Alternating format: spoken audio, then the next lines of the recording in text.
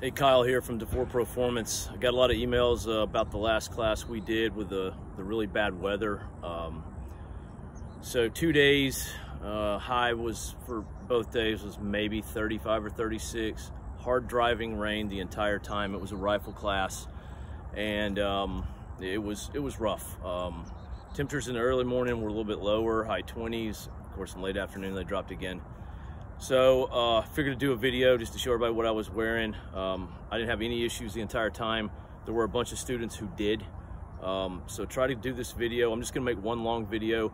We will chop it up, put it on the gram, and then we'll leave it on YouTube for people that wanna look at it. But this is essentially my 90 to 95% inclement weather setup, with the exception of the base layers. I don't have those with me right now.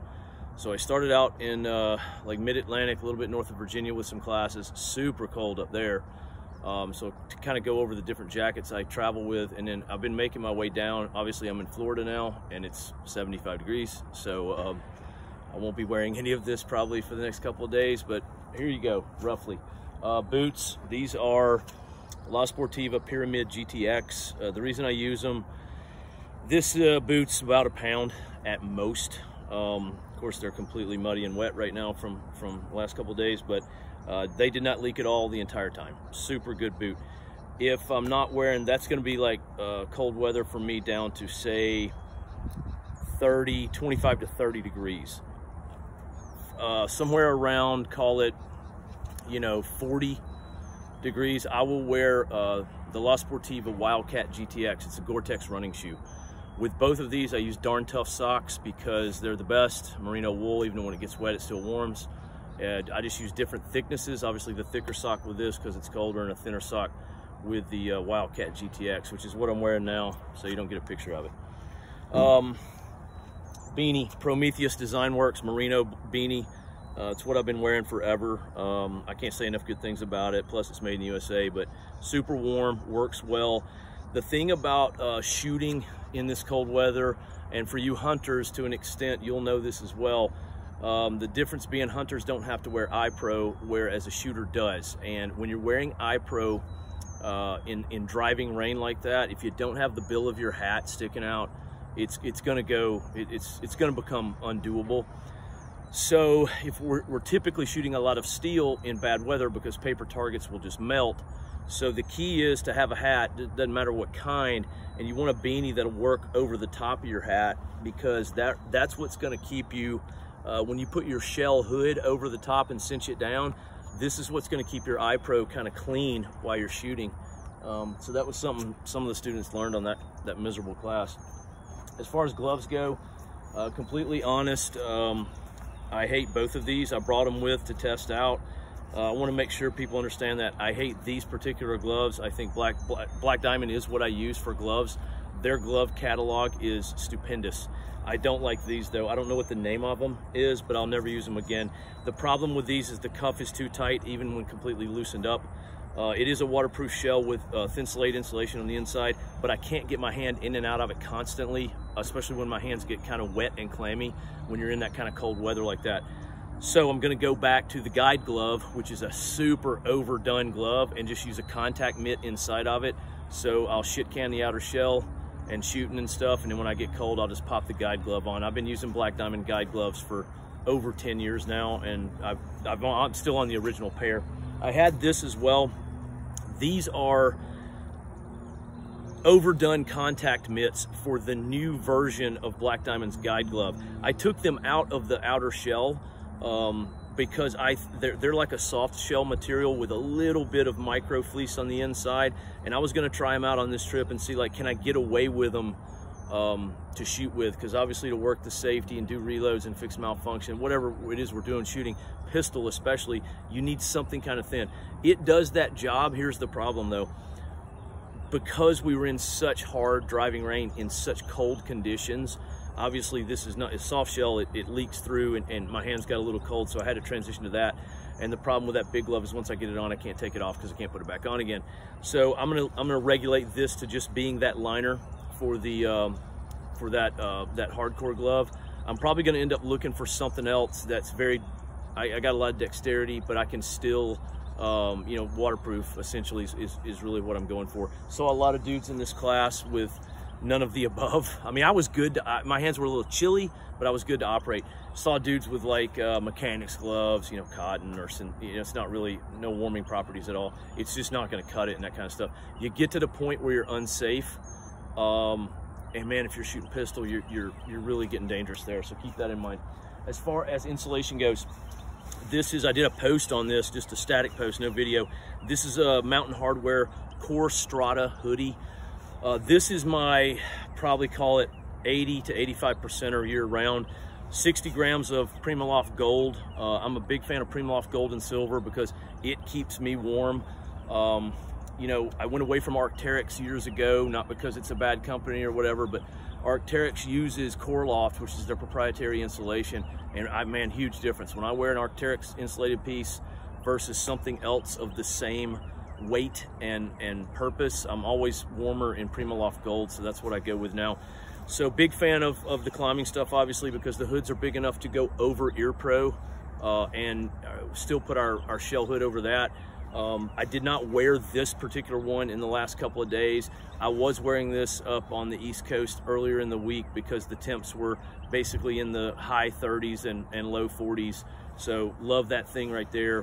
Plus obviously it's synthetic, so when it gets wet, it still warms. So for the last 2 days, I was wearing this one. Again, Mountain Hardwear. This is the Stretch DS down hoodie. It's a 700 feel of goose down. Obviously, if it gets wet, you're kind of in a bad way, but I put a shell over the top, the typical. With this right here, I can wear essentially a base layer, which I use like Patagonia base layers. Just, you know, their typical Capeline kind of thing, because it's just done me right my whole life. I might wear a synthetic short sleeve t-shirt over that, you know, something like an Under Armour or the like, and then I wear this. That's all I wear.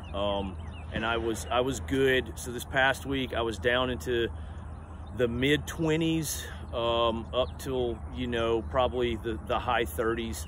The problem with this one is if you start moving at all, if there's any physical going on. So when we're running on the range doing like you know, pretty, you know, high heart rate drills or whatever, this has got to come off because you'll super overheat in it. But it's my favorite piece. These are the only two I use most of the time. For that other 5 to 10%, I use a Mountain Hardwear Chill Wave jacket. I don't think they make it anymore. It was essentially the upper half of their expedition suits for the Himalaya. So it's just a jacket, it's a parka, gigantic hood. I don't know what the fill on it is with goose down. It's got to be close to 1,000. It's the warmest jacket I've ever owned. You can probably find maybe a used one on somewhere, but absolutely outstanding. I've only used that once this winter so far. I typically do not get into that Chill Wave jacket until we're 25 and below consistently. All right, next, the shell itself. I use Black Diamond. Arc'teryx makes great stuff as well. Mountain Hardwear makes great stuff. Patagonia makes great stuff.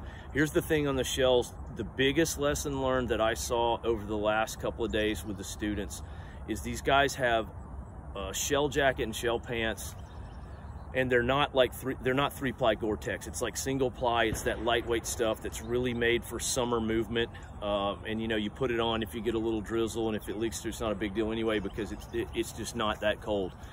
You're gonna need three-ply Gore-Tex. You can probably research that more on the internet, but this is the sharp end shell from Black Diamond. I've been using this for probably close to 8 years now.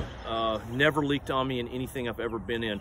The reason I like this, obviously the three-ply Gore-Tex, so it never leaks. And we were in this weather, you're looking at hours. We're not talking about going out for an hour or 2 hours. We're talking about a day of torrential downpour with cold temps.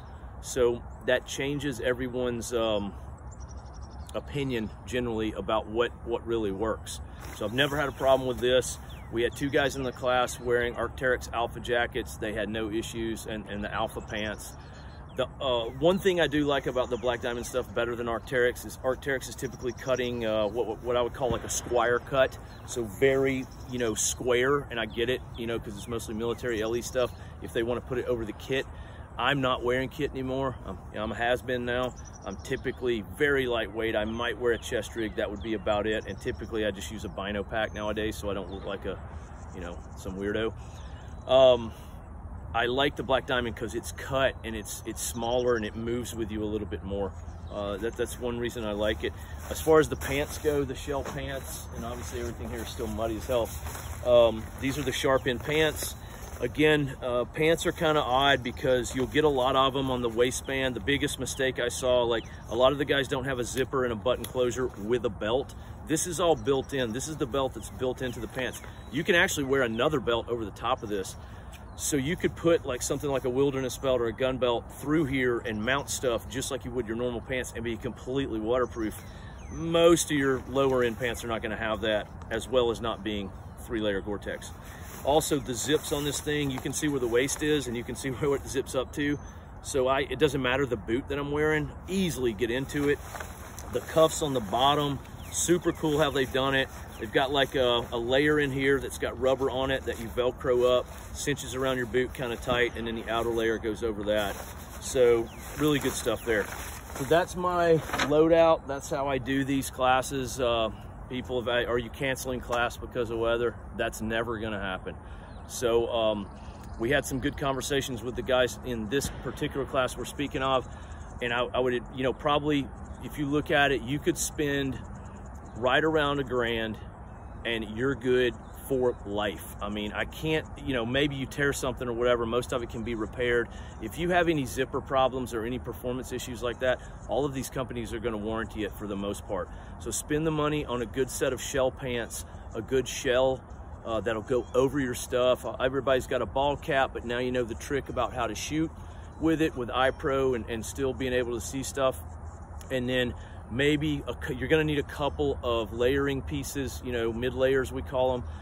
One that's lightweight, and everything I have has a hood because the hood provides so much more warmth when you're in real miserable conditions. And then, you know, extreme, which some of our northern people, you know, you might need that chill wave type jacket, that 1,000 fill duck, you know, it's possible, or goose down. All right, so that's it. Hope everybody got something out of that, and we'll post some more stuff in the future.